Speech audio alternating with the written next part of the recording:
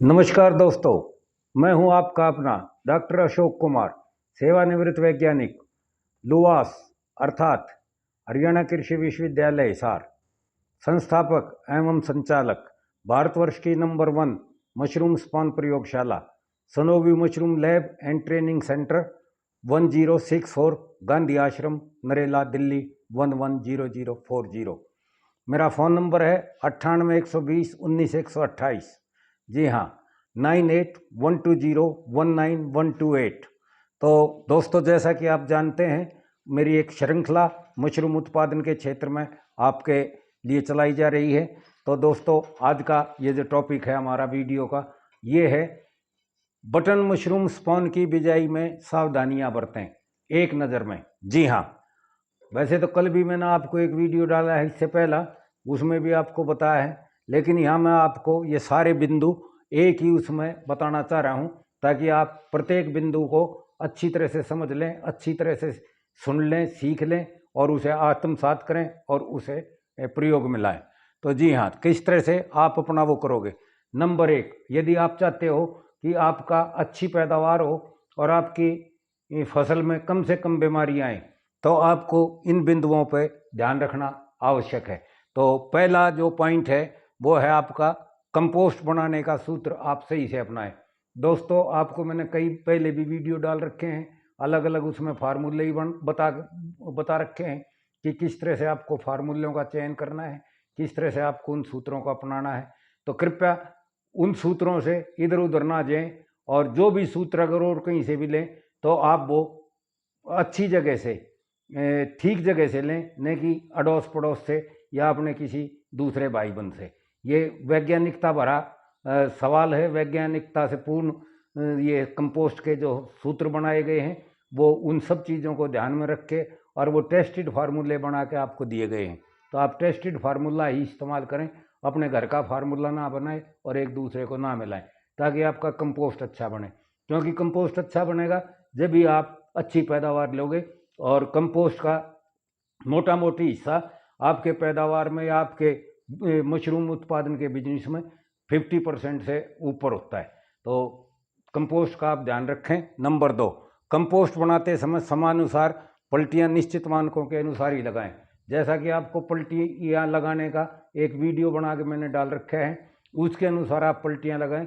मौसम उल्टा पुल्टा हो जाए तो उसके अनुसार आप थोड़ा बहुत आखिर में पलटियों को चेंज कर सकते हो, कि उसमें 2-3 पलटी आप लगातार मार के, और उसमें जो सड़न पैदा हुई है ज़्यादा ढकने की वजह से, उस सड़न को आप दूर कर लें, तो ताकि आपका कंपोस्ट काफ़ी ठीक हद तक ठीक रहे और उसमें स्पॉन पड़ते ही अच्छी तरह से चले। तीसरी बात, कंपोस्ट की अमोनिया ठीक से चेक कर लें। जब आप देख रहे हैं कि हमारी ये 8-10 पलटियाँ हो गई हैं और अब ये कंपोस्ट बन गया है, तो सबसे पहली चीज़ उसमें ये देखें कि उसमें अमोनिया की गंध ना आए। जी हाँ, अमोनिया की गंध का आप उसमें से लो, उठाओ, 5-7-10 जगह से उसको सूंघ के देखो, तो यदि उसमें मशरूम की भीनी भीनी सी खुशबू आ रही है तो ठीक है। अगर वो खुशबू नहीं आ रही है तो इसका मतलब आप ये विशेष तौर से ध्यान रखें कि जैसा अमोनिया की जो गंध होती है वो ठीक वैसी होती है जैसी सार्वजनिक पेशाब घरों में, या रेलवे स्टेशन के पेशाब घरों में, या आपके उनमें बस स्टैंड के पेशाब घरों में, सार्वजनिक पेशाब घरों में जैसी बदबू निकलती है, वैसी बदबू उसमें तीखी जो आँखों को लगती है वैसी बदबू आती है। तो अगर वो बदबू आ रही है तो आप 1-2-3 पलटी और अवश्य मारें। और अगर कुछ दिक्कत अगर आपको आ रही है तो आप मेरे से फ़ोन कर लें या मेरे सेंटरों में फ़ोन करें, हम आपकी समस्या का निराकरण अवश्य करेंगे। उसके बाद आप देखिए कि कंपोस्ट में नमी की मात्रा ठीक से देख लें। जी हाँ, नमी भी आपको चेक करनी मैंने पिछले वीडियो में भी बता रखी है, अब फिर बता देता हूँ कि आप कंपोस्ट लेके जगह जगह से, अंदर से, बाहर से, नीचे से लेके मिला के उसको ऐसे करके और फिर ज़ोर से दबाएं।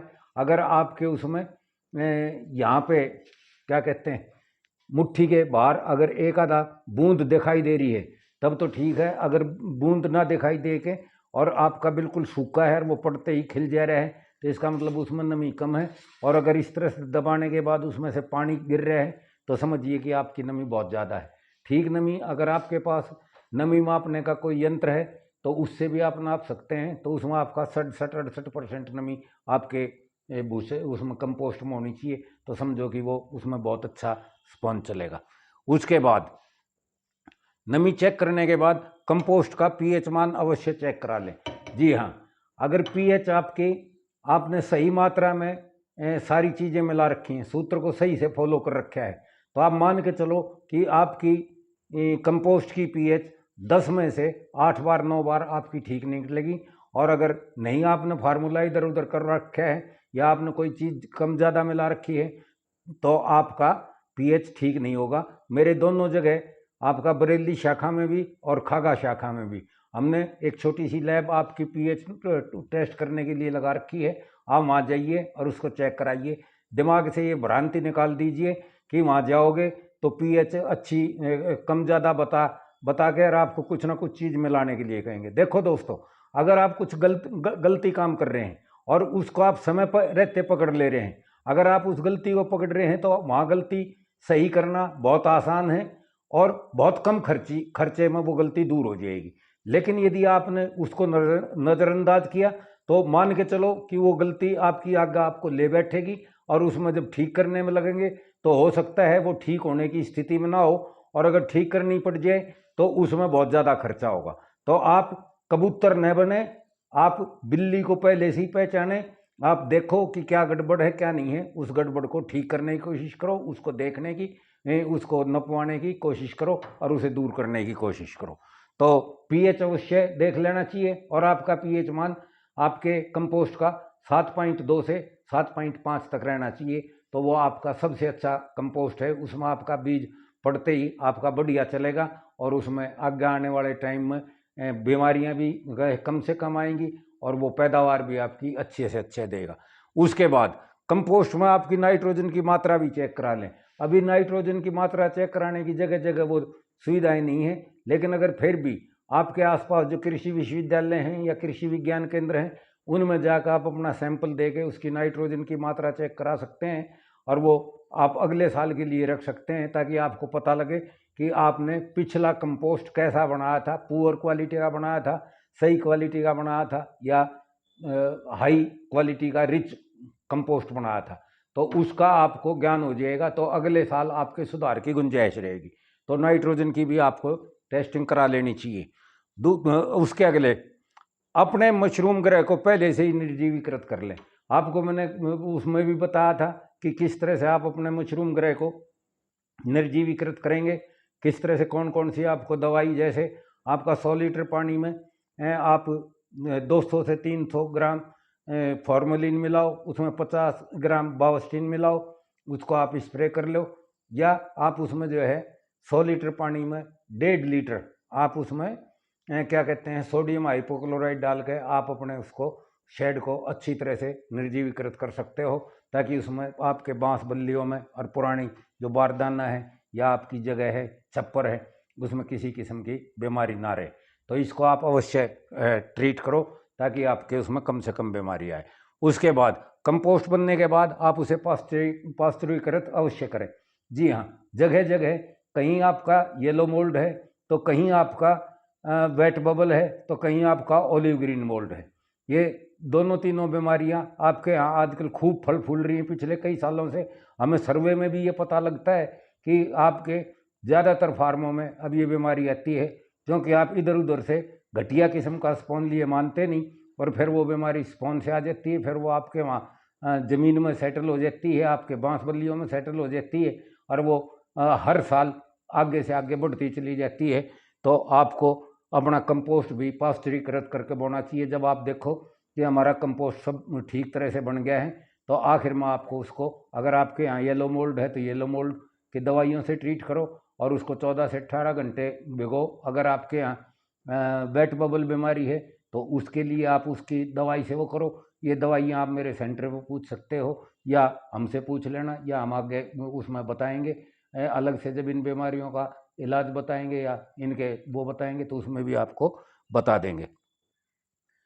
उसके बाद अपना मशरूम स्पॉन एक दिन पहले लेकर ही सही से रखें। आप जब भी आपको अपना ये बिजाई करनी है दोस्तों, एक दिन पहले 24 घंटे कम से कम पहले आप हमारे केंद्रों से आप स्पॉन ले जाओ, क्योंकि जो स्पॉन हम रखते हैं उन्हें हम सही रखने के लिए और अच्छी तरह से रखने के लिए और ट्रीट करने के लिए हम उन्हें 5 डिग्री से लेके और 8 डिग्री तक अमूमन रखते हैं। तो वो आपके यहाँ जब पड़ना चाहिए स्पॉन, उससे पहले वो आपके रूम टेम्परेचर में सामान्य तापमान पे आ जाना चाहिए। अगर वो सामान्य तापमान पर आ जाएगा और आप उसे बिजाई करेंगे तो आप देखेंगे कि आपका स्पॉन 48 से 72 घंटे में मुंह खोल देगा और रुआं छोड़ देगा और अच्छी तरीके से चलेगा। और दूसरी चीज़, अगर कोई आपका स्पॉन ख़राब होगा, ख़राब किस्म का स्पॉन होगा, तो वो 1-2 दिन पहले अगर आप लेकर रखोगे तो उसमें बीमारियां चमक जाएंगी और आपको स्पॉन वाले की गलती आप आराम से पकड़ सकते हो और ये देख सकते हो कि आप अच्छी किस्म का स्पॉन बो रहे हो या ख़राब किस्म का स्पॉन बो रहे हो। तो इस चीज़ को आप ध्यान रखें। अब मशरूम स्पॉन की नामी ग्रामी सर्वोत्तम लैब से ही प्राप्त करें। जी हाँ, आप जो भी मशरूम स्पॉन ले रहे हो आप उसमें 10, 15, 20 रुपये, 5 रुपये के चक्कर में ना पड़ें, उधार के चक्कर में ना पड़ें। आप नामी ग्रामी जो मानी हुई स्पॉन लैब हैं और जिनको आप आजमा रखी हैं, जिनकी मार्केट में रेपुटेशन बहुत अच्छी है, उन्हीं से स्पॉन लें और वही स्पॉन आप प्रयोग करें। अगर आप थोड़ा सा लोभ करोगे 1000-2000 का, तो आप उसमें अपना 1 से लेके 2 लाख रुपए तक का नुकसान करोगे। इसलिए अच्छी लैब से ही हमेशा स्पॉन लेना चाहिए और उसी का स्पॉन आपको प्रयोग करना चाहिए। और ये देखने की आपको कोई ज़रूरत नहीं है कि आप ये हमारा भी स्पॉन लोगे, आप दूसरे का भी स्पॉन लोगे, आप तीसरे का भी स्पॉन लोगे हैं और आप उसे टेस्ट करोगे। भारत सरकार या आपकी राज्य सरकार कोई आपको ये पैसा नहीं दे रही कि आप लैब वालों की टेस्टिंग करो, उनके अच्छे बुरे स्पॉन की टेस्टिंग करो और आप नुकसान खाओ और उस नुकसान को आपकी राज्य सरकारें या आपकी केंद्रीय सरकार या कोई सरकारी एजेंसी आपको देने जा रही है। जो भी होगा उसका आप स्वयं जिम्मेदार हो उस चीज़ के और आपको स्वयं उसका जो है भुगतना पड़ेगा। मैंने आपको पहले भी 2-3 वीडियो डाल रखे हैं, उनको आप अच्छी तरह से देख लें कि बुक कराते समय आपको क्या क्या सावधानियां रखनी चाहिए, कहाँ से कब क्यों कैसे आपको वो बनाना चाहिए। उन दोनों वीडियो को आप अच्छी तरह से देखें ताकि आपको पता लगे कि क्या क्या सावधानियां आपको मशरूम स्पॉन बुक कराते समय रखनी चाहिए। तो उसके बाद दोस्तों इसमें है कंपोस्ट की ढेरी को ठंडा करने के लिए खुले में न फैलाएं। बहुत से आदमी हमने ये इसमें पाया है अपने सर्वे के दौरान कि जब बन जाता है तो छोटी छोटी ढेरी बना देते हैं। कई एक ढेरी की 3-3, 4-4 ढेरी बना देते हैं। वो एक गलत प्रैक्टिस है। आप जो धड़की या आपकी पाइल्स की या जो आपकी जो ढेरी हैं उनको 5 फुट चौड़ी और 5 फुट ऊंची या 6 फुट बाई 5 फुट या 5 फुट बाई 6 फुट ही रखें ताकि उसमें आपका जो कंपोस्ट है वो ढंग से पके, उसको सही टेम्परेचर मिलता रहे। और जब आप आखिर में जब आपने देख लिया कि आपका कंपोस्ट तैयार हो गया, उसे पाश्चरीकृत करें और उसे 14 से 18 घंटे ढकने के बाद फिर आप उसको एज सच गर्म का गर्म आप अपने मशरूम गृह में डालो ताकि वहीं पे वो बेडों में ठंडा हो। और आपको ये भी ना हो कि कहीं आप ज़्यादा कर दे रहे हैं कंपोस्ट को, कहीं आप कम कर दे रहे हैं। अगर आप ऐसे करोगे तो एक तो आपके हर एक बेड में एक सा कंपोस्ट पड़ेगा और अगले एक रात को वहाँ छोड़ दो, अगले सुबह जब आप जाओगे तो आप हाथ लगा के देखना जगह जगह आपका सारा कंपोस्ट सही टेम्परेचर पर आ जाएगा, सही ठंडा हो जाएगा। तो कृपया करके आप बाहर अपने कंपोस्ट को ठंडा करने के लिए कभी ना फैलाएं, क्योंकि आप उसमें जो है ज़्यादा जगह कर देते हैं। जितनी ज़्यादा जगह फैलाओगे उतना ही आसमान के ऊपर से हवा से उसमें ज़्यादा कीटाणु आएंगे, ज़्यादा फफूंदी आएंगी, ज़्यादा जीवाणु आएंगे और उसमें आपके बीमारियों का संभावनाएं ज़्यादा बढ़ती चली जाएंगी। तो ध्यान रखें इस चीज़ का। अब स्पॉन की एक एक थैली आप स्वयं चेक करें। जो आप बो रहे हैं आप किसी लेबर के ऊपर ना छोड़ें, आप स्वयं बैठें, अपना और काम छोड़ के इधर उधर भागने के या आवारागर्दी करने के आप बिजाई आप अपने आँखों आगे करें और एक एक थैली को आप खुद सूंघें, खुद देखें। अगर कोई भी थैली अंदर से खराब निकलती है तो आप उसे एक तरफ निकाल दें, उसको बदलवा लें, या 1-2 थैली अगर आप कम भी बोलेंगे तो कोई दिक्कत नहीं।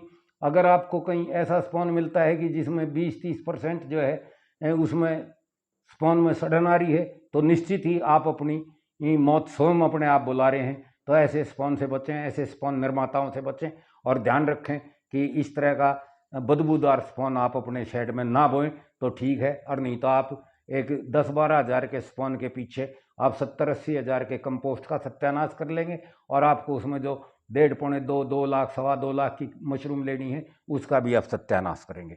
तो इस चीज़ का ध्यान रखना है। बिजाई के बाद अखबार ध्यान से सावधानी पूर्वक बिछाएं। दोस्तों मैंने आपको कल भी बताया था कि बिजाई करने के बाद जो आप अखबार बिछा रहे हैं, कोई भी उस पर डायरेक्ट अभी पन्नी वगैरह ना डालें। पन्नी हमेशा 15 नवंबर के बाद डालने का टाइम आता है। 15 नवंबर तक आप कभी भी पन्नी ना डालें। अगर पन्नी डालेंगे तो उसमें टेम्परेचर हाई हो जाएगा और उसमें तरह तरह की बीमारी आएंगी। तो उसमें अच्छे अखबार बिछाएं और अखबारों के ऊपर उसमें पहला स्प्रे जो है घोल बना के अच्छी तरह से उसका स्प्रे करो, ताकि आपके जो अखबार जो हैं वहाँ निर्जीवीकृत हो जाएं। और बिजाई के समय व बाद के तापमान व नमी का विशेष ध्यान रखें। देखिए दोस्तों, मैं आपको कई साल से कह रहा हूँ, हम मना भी बहुत करते हैं कि आप अगेती बिजाई ना करें, क्योंकि गेहूं के टाइम पे गेहूं की बिजाई होगा, धान के टाइम पे धान बिजाई होगी। अगर इसी तरह से इसमें भी यही फार्मूला लागू होता है।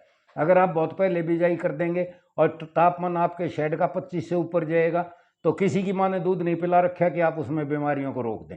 उसमें बीमारी आएंगी, चाहे आप मेरा स्पॉन इस्तेमाल करो, चाहे दूसरे का करो, चाहे आप खुद कुछ भी करो। तो तापमान हर चीज़ में, गेहूं में देख लो और किसी चीज़ में भी देख लो, ठीक इसी तरह से तापमान के ऊपर बहुत निर्भर करता है। तो जब सही तापमान आए जब ही आप उसकी बिजाई करें, अन्यथा आप थोड़ा और आगे सरकें और तापमान की इंतज़ार देखें।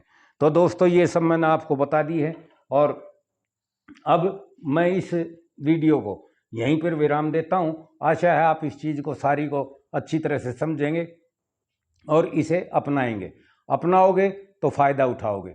तो दोस्तों मैं एक बार आपको फिर अपना बता दूं कि मेरा नाम है डॉक्टर अशोक कुमार और मेरा फ़ोन नंबर है 98-120-19-128 तथा मेरे 2 सेंटर हैं, एक बरेली में और एक खागा में। तो वहाँ आप उनसे भी संपर्क कर सकते हैं, वहाँ आप उनसे भी इसकी सलाह मशवरा कर सकते हैं, मेरे से भी कर सकते हैं। लेकिन कृपया करके अपना और अपने परिवार का, अपने बच्चों का, अपने धंधे का, इनका ध्यान रखें और कोई भी गलत काम ना करें और उनसे गलत काम करने से बचें और अधिक से अधिक लाभ उठाएं। तो यहीं विराम देते हैं। बाय बाय, टाटा, नमस्कार।